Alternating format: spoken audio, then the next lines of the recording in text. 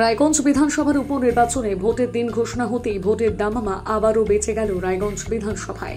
আজ সকালে তৃণমূল কংগ্রেসের পক্ষ থেকে প্রার্থী ঘোষণা করা হল প্রাক্তন বিধায়ক কৃষ্ণ কল্যাণীকে। স্বভাবত প্রার্থী ঘোষণা হওয়ার সঙ্গে সঙ্গে তৎপরতা শুরু হয়েছে তৃণমূল কংগ্রেসের মধ্যে। যদিও বিজেপি বা অন্যান্য রাজনৈতিক দল এখনও তাদের প্রার্থী ঘোষণা করতে পারেনি, তবে প্রার্থী ঘোষণা হওয়ার পর রায়গঞ্জে প্রাক্তন বিধায়ক কৃষ্ণ কল্যাণী বলেন, লোকসভা নির্বাচনে আর বিধানসভা নির্বাচন এক নয়, দুই মেরুকরণে হয়। একটা কেন্দ্রের ভোট আর একটা রাজ্যের ভোট। লোকসভা নির্বাচনে আমি হারলেও এখানকার মানুষরা নিশ্চয়ই চাইবেন আগামী দিনে রায়গঞ্জের উন্নয়ন রাজ্য সরকারের পাশে থেকে। প্রথমেই আপনাদের মাধ্যমে আমাদের দলের সুপ্রিমো মাননীয় মুখ্যমন্ত্রী মমতা বন্দ্যোপাধ্যায়কে আমি হৃদয়ের অন্তরস্থল থেকে ধন্যবাদ কৃতজ্ঞতা জ্ঞাপন করছি যে উনি আমার উপর আস্থা রেখেছেন, বিশ্বাস রেখেছেন।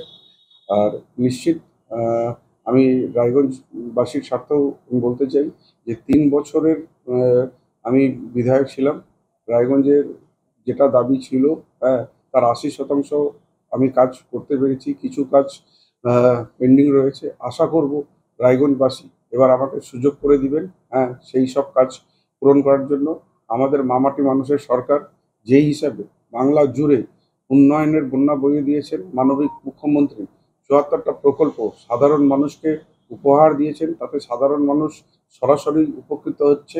এবার রায়গঞ্জবাসীও উন্নয়নের নিরিখে, উন্নয়নের স্বার্থে যাতে ওনাদের এলাকার সার্বিক উন্নয়ন হয়, সেই জন্য আমাদের সরকারের উপর আস্থা রাখবেন, তৃণমূল কংগ্রেসের উপর আস্থা রাখবেন। উন্নয়নের স্বার্থে এবার রায়গঞ্জবাসী আমাকে নির্বাচিত করবেন এই আশা রাখছি। লোকসভা ভোটের যে ফলাফল তার নিরিখে আপনার দলগতভাবে যে কিছু অ্যাসেসমেন্ট, কিছু পরিবর্তন বা কোথাও সংশোধন, সেগুলো কি আপনি করবেন? না, শুনুন, এটা লোকসভা একটা আলাদা মেরুকরণে ভোট হয়, বিধানসভা আলাদাভাবে ভোট হয়। এটা একজন আমাদের দলের মধ্যে কোনো একজন ব্যক্তি আলোচনা পর্যালোচনা করে না, সেটা দল করে। দল নিশ্চিত এটা আলোচনা পর্যালোচনা করবে যে কোথায় আমাদের ত্রুটি থেকে গেল, সেই ত্রুটিটা আগামী দিনে যাতে না থাকে তার জন্য দল সেটাকে দেবে। লোকসভার ফলাফলের পর আবারও উপনির্বাচনে দল আপনার প্রতি ভরসা রাখে, এই ব্যাপারটা কি বলবেন? না, দেখুন, আমি সাধারণ মানুষের জন্য কাজ করেছি, সাধারণ মানুষের পাশে দাঁড়িয়েছি, সেই জন্য দল আমার উপর আস্থা রেখেছে। আগামী দিনে দলীয় কর্মীদের যারা আপনার সঙ্গে ছিলেন বা দলের যারা রয়েছে, লোকসভাটা অনেক বড় একটা এলাকা ছিল, এবারে বিধানসভা, আপনার বিধানসভা, আপনি এর আগে বিধায়ক ছিলেন, সেই জায়গাগুলো কিভাবে ম্যানেজ করবেন?